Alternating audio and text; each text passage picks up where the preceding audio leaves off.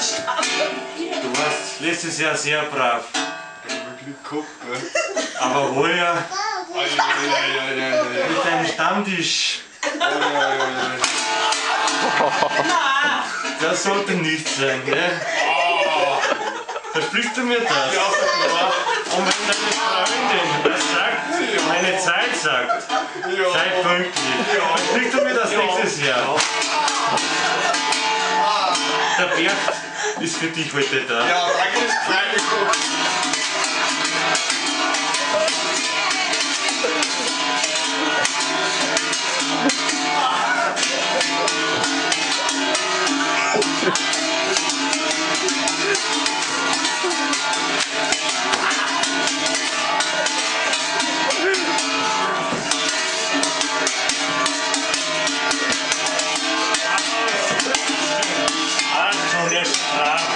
Nächstes Jahr, Thomas, ist wieder, ja?